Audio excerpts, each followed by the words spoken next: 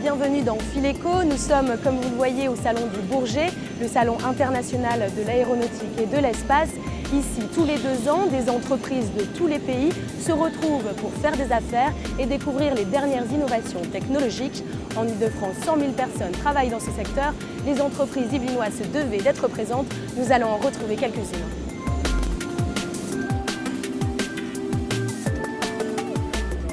Air et Compagnie a opté pour un stand en plein air. Cette société, créée en 1996, est installée à Toussus-le-Noble. À ses débuts, ces avions n'étaient que des relais radio pour le Tour de France. Quelques années plus tard, Air et Compagnie devenait centre de formation, puis rapidement gestionnaire d'aéronefs pour des propriétaires particuliers. En plus des avions, son activité s'est élargie aux hélicoptères. Dernière évolution, l'année dernière, Air et Compagnie est devenue compagnie aérienne et possède une flotte d'aéronefs biréacteurs au Bourget et à Lyon. En près de 20 ans, ses activités se sont bien diversifiées. Charles Leclerc, bonjour. Bonjour. Votre évolution, elle s'explique par quoi? C'est parce qu'il y avait un manque dans le secteur ou finalement ça se démocratise, l'aéronautique s'ouvre au grand public? Alors, la France a toujours été un pays où l'aéronautique a toujours eu une très grande place. C'est-à-dire que vous avez énormément d'aérodromes en France, vous avez déjà un peu plus de 500 aérodromes en France. Toussus fait partie des premiers aérodromes, je crois que c'était le premier aérodrome même français, et où il y avait Farman qui était là-bas, etc. Voilà, en 1907, oui. C'est la création de Toussus-le-Noble. Et derrière, en fait, ce qui est intéressant, c'est que beaucoup de gens sont formés. Il y a une vraie culture, un peu comme aux États-Unis en fait, du pilotage. Et vous avez beaucoup d'aéroclubs en fait, un peu partout en France. Malheureusement, les aéroclubs, la nécessité des gens finalement qui étaient membres dans des aéroclubs ont plus voulu devenir des clients et donc ont cherché ce qu'on appelle du service.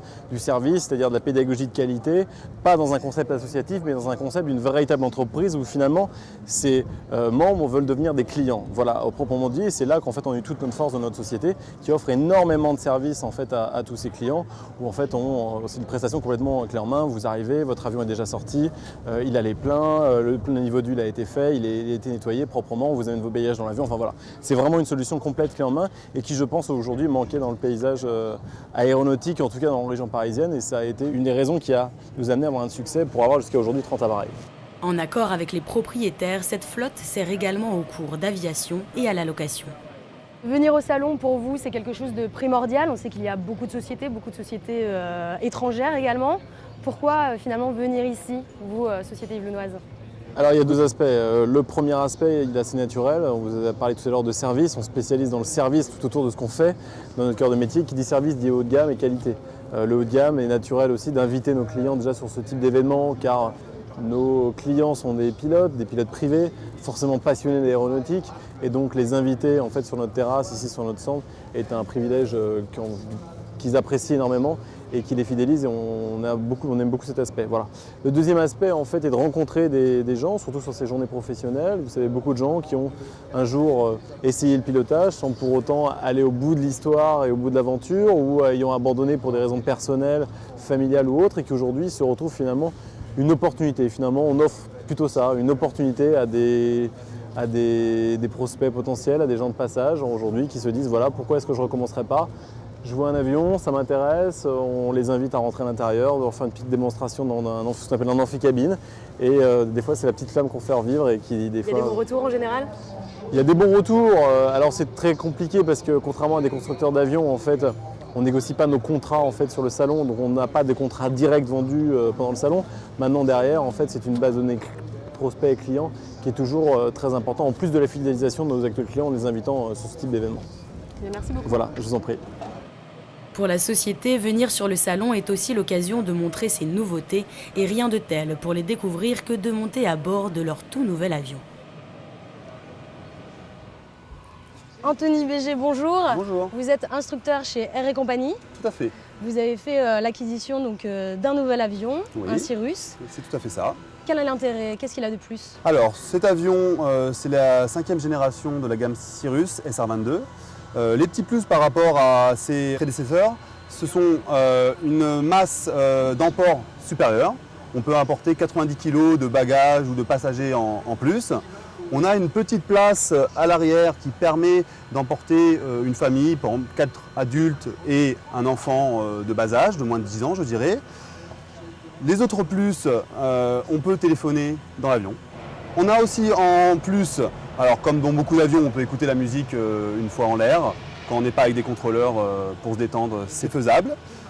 Ensuite, on a aussi une option qui est très intéressante, qui nous permet d'avoir la mise à jour des dernières météos. On peut nous envoyer par exemple les dernières images radar. Ça peut permettre de savoir quand il fait moche où sont les cellules orageuses. On peut aussi avoir les dernières informations, dans l'aéronautique on parle de METAR et TAF, ce sont en fait des prévisions sur l'aéroport choisi. Et ça nous permet de savoir si le terrain est accessible d'un point de vue météo. Et en termes de puissance? En termes de puissance, c'est la même motorisation que la génération précédente, c'est 310 chevaux. Finalement, ça reste un avion de loisir. Ça reste un avion de loisir, mais plus particulièrement utilisé pour les navigations. Pour l'école, c'est très bien, on apprend les mêmes basiques que sur n'importe quel avion. Maintenant, l'avion va beaucoup plus vite, quasiment 2 fois que l'avion qu'on a pu voir sur le stand là-bas, le Cessna 72.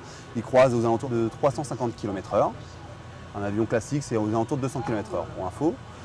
Après, sinon, c'est la même chose, ça reste un avion de loisir. On peut le comparer un peu à une Ferrari, comparé à une Peugeot pour les autres avions, on va dire ça. Très bien, merci beaucoup. Et bien de rien.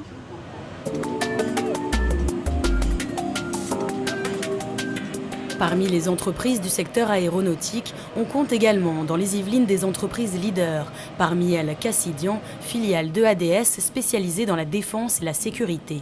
Son directeur Jean-Marc Nasr nous parle de sa société. Qui sont vos clients majeurs? Vers le civil, vers le militaire? Nos clients sont des gouvernements, toujours, soit en général des ministères de l'Intérieur ou des ministères de Défense. Nous travaillons aujourd'hui pour plus de 68 pays dans le monde. On exporte massivement, pratiquement 80% de notre production est exportée, depuis la France vers l'extérieur. Et ce sont des gouvernements en général ou des industriels critiques, type opérateurs pétroliers, opérateurs télécoms, qui sont suffisamment importants pour être considérés comme critiques par leur gouvernement. Alors un groupe tel que le vôtre se devait d'être représenté ici au Salon du Bourget. C'est plus une question d'image ou c'est vraiment pour faire des affaires, rencontrer vos clients? Non, c'est plus qu'une question d'image. C'est une question d'image aussi, évidemment, puisque c'est le grand cirque de l'aéronautique et de défense, surtout de l'aéronautique. Et là, on voit toutes ces machines qui volent. Mais c'est aussi l'occasion de rassembler dans un même lieu, en une semaine, l'ensemble des clients du secteur et des opérateurs du secteur. Et pour nous, c'est important, puisqu'on peut à la fois leur parler de nos innovations, on peut à la fois leur montrer ce que l'on a fait. Alors justement, vous parliez d'innovation. Quelles ont été les innovations majeures là sur ce salon? Les grandes innovations pour nous dans le domaine de la sécurité sont liées à la transition qu'on est en train d'observer dans la sécurité sur les télécommunications sécurisées qui étaient autrefois basées sur les technologies plutôt GSM vers le LTE, qui est la technologie 4G dont on parle tous aujourd'hui. Là, nous développons les technologies 4G du futur pour les policiers, les pompiers, les forces de sécurité. C'est une innovation. Nous sommes aussi l'industriel de pointe en France dans le domaine de la cybersécurité, qui est vraiment un domaine d'intérêt à la fois particulier et général. Tous les gouvernements, tous les industriels ont besoin de se protéger. Et nous sommes aujourd'hui 500 personnes, notamment à Elancourt. Sur le site, on pouvait donc voir des stations ultra compactes capables de repérer un secteur via satellite à une résolution d'1,50 m, ou encore des drones, une des spécialités de Cassidian. À leur côté, un avion, a priori rien d'original, mais ne vous fiez pas aux apparences. Cet avion est le premier avion électrique réalisé par EADS, la maison mère de Cassidian. Je pense que pour nous, non seulement c'est un démonstrateur de la volée de manière à éprouver les techniques que l'on développe, mais c'est aussi un creuset d'innovation pour les avions de demain, dans lequel l'électricité va jouer un rôle de plus en plus important au fur et à mesure que l'on va se développer. Déjà, vous avez vu rouler sur le tarmac hier un A320 de manière électrique. Donc la 320 se déplace maintenant sans moteur, c'est des économies de carburant. Et l'électricité va aussi pénétrer l'aéronautique de manière extrêmement forte. Donc là, c'est un démonstrateur, et ce qui montre bien que EADS est à la pointe du progrès dans ce domaine-là, et c'est nécessaire pour nous. Je vous remercie beaucoup. Merci à vous. Ce salon était l'occasion de mettre en avant l'entreprise. Jean-Marc Nasr n'a pas souhaité évoquer le projet de cession de la filiale Cassidian Test et Services qui emploie 400 salariés.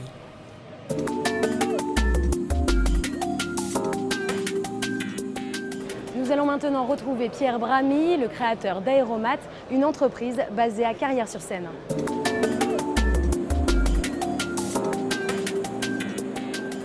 Pierre Bramy, bonjour. Bonjour. Notre société est spécialisée dans les pièces et les produits pour l'aviation civile. Vous pouvez nous en dire un peu plus?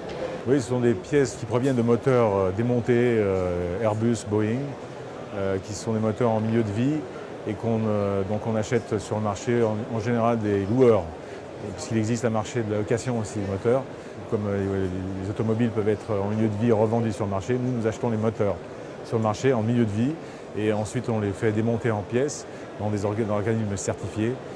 Ces pièces sont ensuite révisées, réparées et reviennent donc dans nos magasins pour être redistribuées auprès des ateliers de maintenance et compagnies aériennes.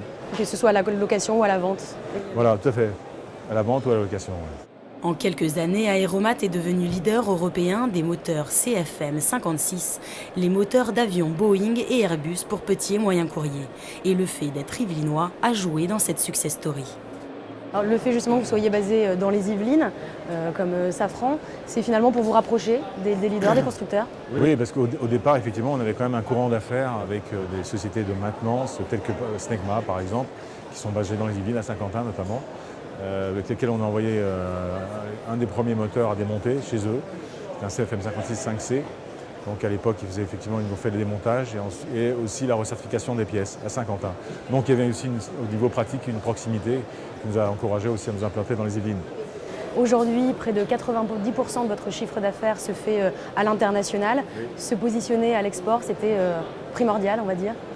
En France, il y a effectivement une grande part de marché qui est pris par le groupe Air France KLM. Les compagnies aériennes dans les autres pays sont plus variées et nombreuses, et donc c'est pour ça qu'on a développé effectivement en majorité l'international. Aéromat fait des affaires en Asie et en Inde et pourrait même trouver un débouché vers la Russie. Ce pays, largement représenté au Salon du Bourget, ouvre son marché aéronautique à l'Europe et aux États-Unis en s'équipant notamment d'appareils Boeing et Airbus. Pierre Bramy compte bien profiter de ce salon pour se faire connaître sur le marché de la maintenance. C'est une première expérience, mais qui se renouvellera, effectivement. Pourquoi pas l'année prochaine avec un chalet. Merci beaucoup. Avec plaisir.